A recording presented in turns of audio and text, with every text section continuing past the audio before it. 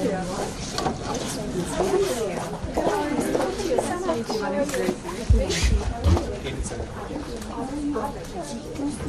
name's Lejeune.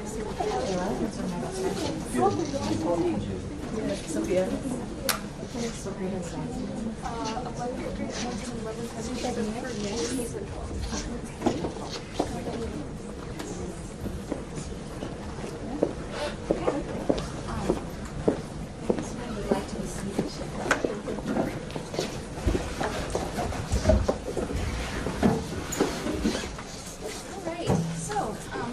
Thank you everyone for joining us here at Lejeune High School today.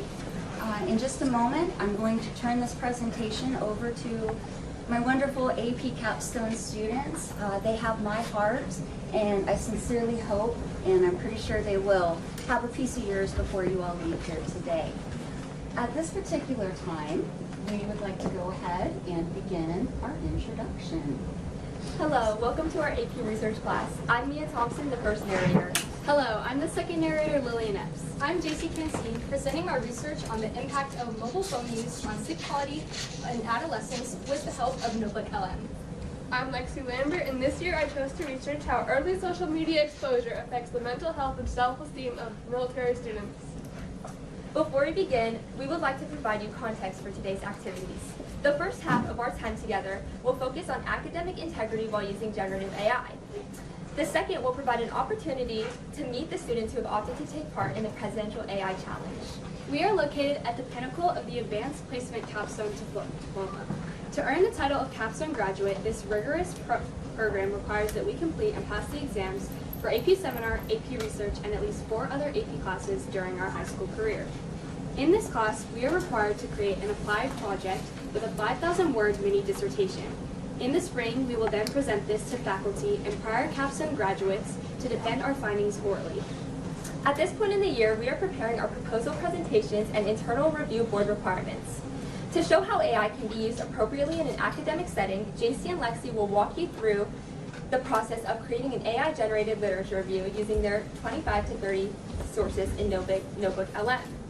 They have already conducted their own literature review, but will use the AI version to ensure they did not miss any crucial connections or thematic concepts. I was able to use Notebook to create a literature review to compare to my own. On the left-hand side, I've inputted all of my sources, and now I can insert my research question in the chat box.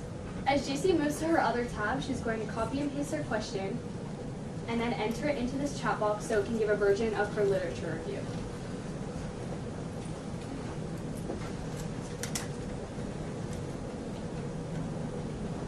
Now I noticed that it does not include any citations, so I have to ask again. On the right-hand side, here is a literature review Notebook created with APA 7 citations in comparison to the one in the middle, which is what AI generated at first. This just shows that although AI is amazing, we love it, we have to double check and make sure to be extra specific. Now I can use the one on the right-hand side to check any themes, citations, and also see the weaknesses and strengths in my own paper. Next, Lexi will show how she used AI to create an overview/abstract. On your right side, Lexi will copy and paste her research question to create an overview of her research articles. What I could potentially use Notebook for is writing an overview using my sources. Here, it gives me an abstract, an introduction, and multiple topics within my topics. She also chose the option to create a mind map in the studio section to organize her ideas visually. This gives me a visual representation of what I chose to study, which was adolescent well-being and digital influence. It also goes into other subtopics within my topic, such as parental military service effect, cheat meal phenomenon, adolescent mental health adjustments, and self-perception and how it's influenced by AI. These can branch off into other subtopics that can help me expand my research even further. After providing written examples, both participants will highlight other helpful features of Notebook LM. Next, JC will show how she created a video overview. Using the video option, I can easily create a video that explains a crucial part in my method section, which is my theory on the melatonin suppression theory. This way, I can operationalize my variables. She will once again copy and paste, but this time specifically for her video, and she will insert it right here to the video overview button. Since these videos usually take a little too long for this presentation to upload, she's going to click on a pre-uploaded version. Let's talk about something that almost all of us do. It's that seemingly harmless habit of scrolling on our phones right before bed. But what is that late night glow actually doing to our sleep? You know the drill. The day's over, the lights are off, and you're just gonna have one last look at your feed. It feels like a way to wind down, right? Well, if this is your nightly ritual, I'm here to tell you, you are so not alone. In fact, a poll from the U.S. National Sleep Foundation found that 97% of teenagers use some kind of tech in the hour before they even try to go to sleep. As you can see, AI helped to generate an informational and helpful video, all connected back to JC's research topic. Similarly, Lexi next uses the audio overview to give insight and a summary of her sources. Now, Lexi will demonstrate the audio overview feature by copying and pasting her prompt into the chat box. Notebook offers different types of audio podcasts on my topic. Here I will play both a brief and a deep dive to demonstrate this.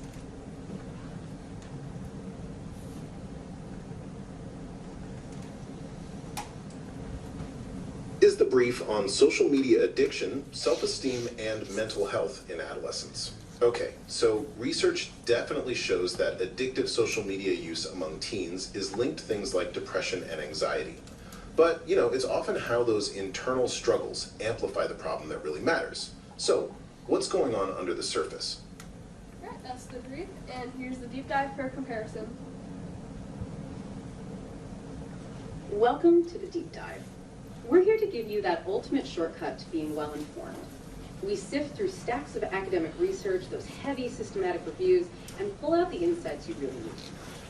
Now, we actually started this exploration looking at a very specific group, military children. It's a high-stress population for sure, but the sources you shared, they painted such a clear, robust picture of the broader. All right. To conclude, JC and Lexi will demonstrate how they use their completed research paper as the foundation to automatically generate a formal research proposal within the presentation. Another benefit of Notebook is to ask AI to generate or help me brainstorm a project proposal. On the left-hand side, I have only selected a research paper that I created on my own, and now I can enter my research question into the chat box. Taking it from this other tab, and then once again inserting it in the same location.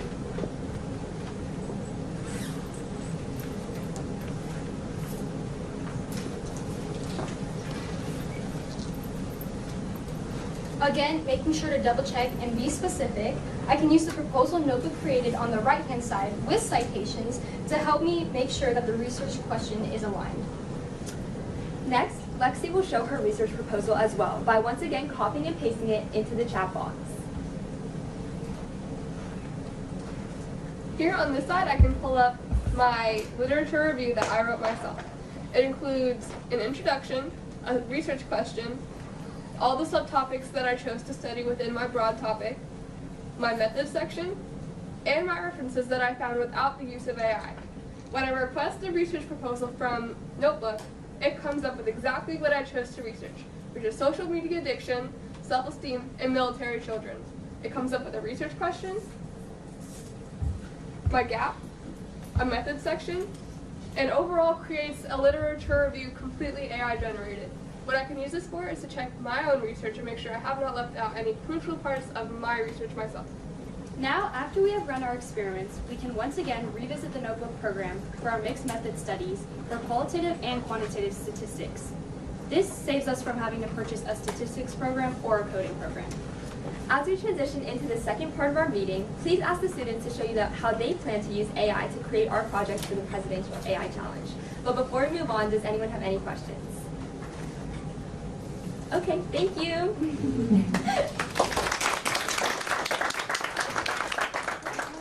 So at this particular time, I would like to introduce you to our teams who are engaged in the Presidential AI Challenge.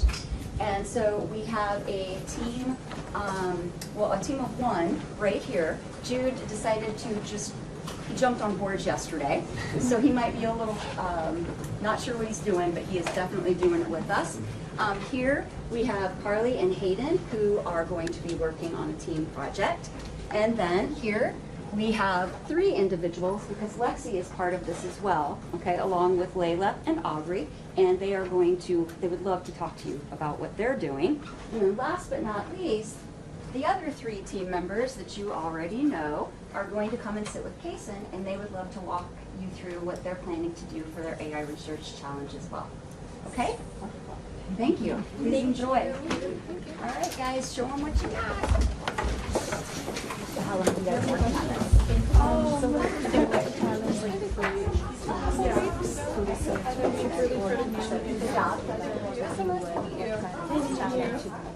I hear your secrets. You have like the option to choose like what you really wanted. So I feel like that was probably like the hardest of zoning it down to what I really wanted to do. I think that was the hardest part. Like, right now, it's probably our research part on like how we're going to survey the school, or like whatever we're going to survey with, and all the methods you have to choose. You have to like zone it down into one specific thing. It's a lot. The rest is all I chose school safety. That's like a big part in like my life right now. So it's like if it's relevant in my life right now, it's what I'm going to focus on. Implications to talk about the representation of women in STEM and how it affects adolescents' worldview of gender roles. too friendly as cross the boundaries between you. So I chose to research the impact of this current March 5 welcoming virtual classroom has IEPs and Bible programs to do the IPA Act. And I'm looking more so on how when we were on the it was more friendly to use it so that we could better understand our schools and students.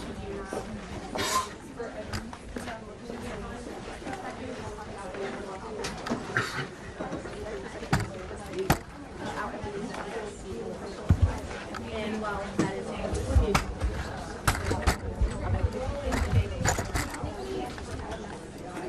I gotta get it pulled up. we're trying to identify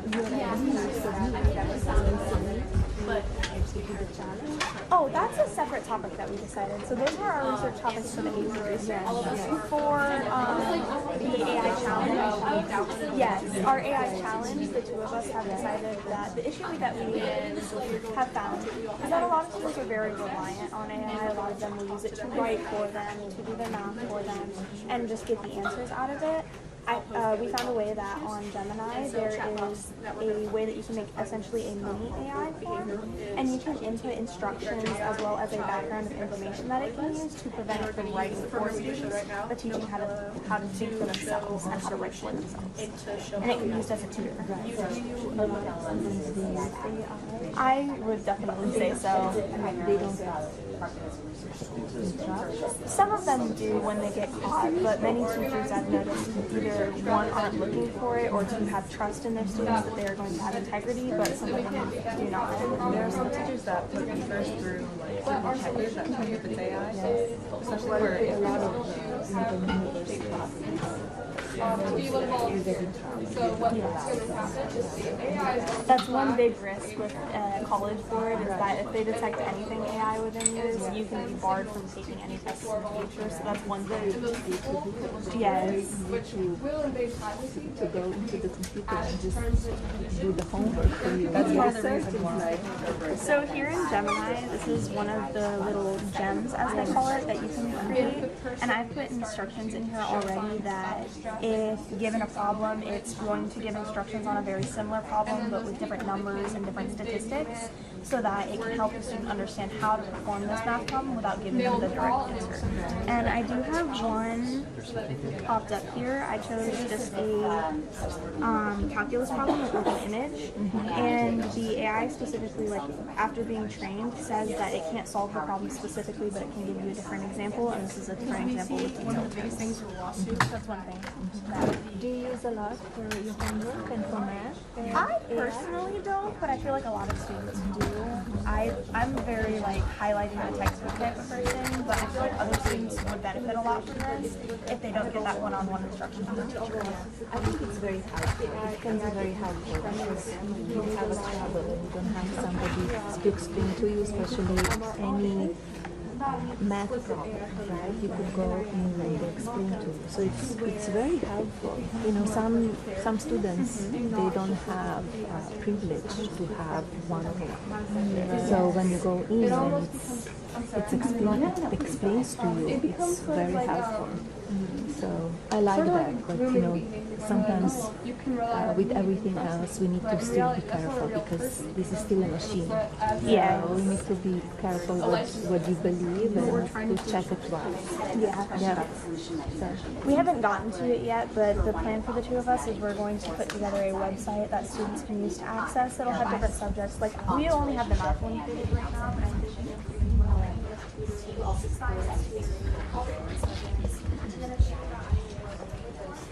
for students to have a conversation practice them and stuff.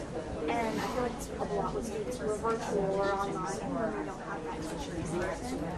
And our biggest thing that is the biggest tool we have in questions is knowing when they just know where to have to wait for it out in the morning and we can in turn